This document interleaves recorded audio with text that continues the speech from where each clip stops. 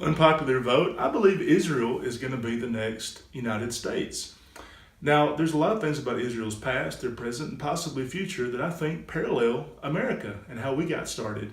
People think that they stole that country from the Palestinians, but it was actually England that was in control of that territory at that time. When they first had to fight and get control of that area, it was England that they were fighting and trying to, get control of that from.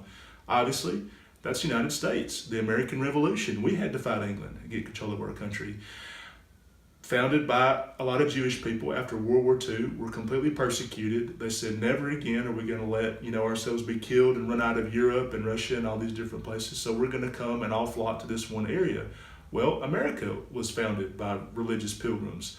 Literally, the Jamestown settlement and the Puritans and all these people that came and founded this country, and it became a haven for religious freedom. The way that not everybody who gets into Israel has to be Jewish. They took in a lot of people from Sudan and Ethiopia and all these countries that have had, conflicts and everything. A lot of Sudanese people came to Israel. The Miss Israel winner was from either Sudan or Ethiopia a couple of years ago. Okay, so it is kind of becoming a haven for people that get pushed out of other places. The fact that, they're fighting this constant, never-ending, useless and ceaseless campaign against the people that just can't accept that it's over. Well, that's America. That's the United States. It always kills me when I meet liberals and they're like, well, Palestinians, they should be in control and Israel needs to give this back and we need to continue the two-state delusion, as I call it. The same people that say that, are they going to go give the deed to their house to a Cherokee or a Choctaw or a Comanche? No, probably not. Israel is going to eventually set up a system like what America did with the Native Americans, where there'll be some tribal territories scattered throughout. Maybe they'll even get casinos that Palestinians can, stomach if they can hold their nose long enough to operate a casino. But I don't want to say, took the country, but we fought the Native Americans for centuries and decades and treated them terribly and put them on reservations. And then we kept moving that territory. Andrew Jackson said, well, you got to move further and further west. Then even Ulysses S. Grant took the Dakotas. When it became discovered that there was gold in the Dakotas, we took that. Well, that isn't really necessarily all that different from what Israel's doing with the Palestinians, and we just can't stomach it for some reason. Like now it's the modern age, and we're looking at it, even though the best thing that could happen to Palestine is for it to say, okay, it's all Israel. There's no Palestine anymore. It's all Israel, and you're all going to get passports. You can work anywhere, you can move anywhere, you can live anywhere, you can travel around the country. You get Israeli passports. You get all the protections of a full citizen. That would be better than this, this system that they have, but they'll figure that out, just as we did with Native Americans. It took, over a century and a half to figure that out, but we did eventually. Then you have the technology aspect. America became a world power because of the Industrial Revolution and World War II. So World War II, all of our major rivals were crumbling. You had literally Europe and Asia just entrenched in warfare.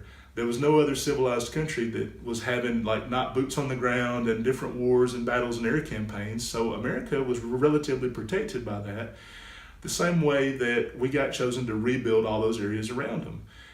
Look at the Middle East. Syria. Now, I know a lot of people think that, maybe I'm being overly optimistic that all of Palestine can be absorbed into Israel, although it should be. But would it really have been bad for Syrian people if Israel had said, we're going to take over this entire swath of the country? I mean, would they really be worse off as a part of Israel than under Bashar al-Assad, who had no hesitations to gas, bomb, murder, maim his entire country and let about 90% of the country either be killed or flee as refugees to somewhere else? As long as he could stay in that palace and as long as he could be in power, it didn't matter to him what happened to anybody else. The 10% Alawite minority that controlled that country was in control. Well, all the areas around Israel, like Syria and Yemen, I believe Saudi Arabia eventually, they're all having civil wars. They're all having conflicts. They're all having, these different things going on. I don't know if they're going to be able to expand their borders eventually. They may be able to, but that's what America did. First, there was 13 colonies. Then the war with Mexico, where we took about a third of Mexico, and we kept moving further and further through the Louisiana Purchase. I'm pretty sure if Israel said, hey, Bashar al-Assad, we'll give you $100 billion for your own personal fortune and safe haven if you give us the whole country of Syria. Okay, I mean, I don't know if he would do that or not, but you basically got it to where through war and technology, and America had the Industrial Revolution, so Israel's got their own technology boom. Right now, they're one of the only countries in the world that's exporting more water than they need. So they figured out the desalinization techniques and different techniques to basically export water. What's a resource that the world is running out of? Drinking water, fresh water, droughts and crops and things like that. The Syrian civil war was started because of a drought, massive drought that they'd had, and a lot of the farmers from the rural areas had to go into the cities. If Israel can figure out ways to prevent that and export that technology, their economy is going to be even bigger than it is now. So for all these reasons and more, I really feel like Israel is the next United States. For anybody who thinks, well, that's just crazy talk, I mean, Israel's got way too many enemies.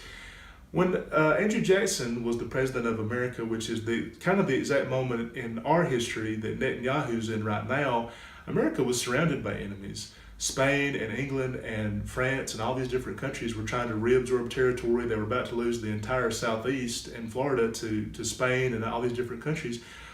He was a warrior at the time that we needed a warrior. Netanyahu, I mean, I don't know. I don't know if he's a good president or a lousy president or a tyrant or whatever it is. But he's a warrior at a time when Iran would like to wipe Israel off the map. But now we're friends with England, we're friends with France, we're friends with Spain, we get along very well, we share information. But 200 years ago, it would have been impossible to imagine that we'd be on such good terms with our European allies. In 200 years, it may be possible for Israel to be on such good terms with their Arab and Persian allies. But, we don't know that or whatever, but we'll see. I'm just saying there's more similarities than differences.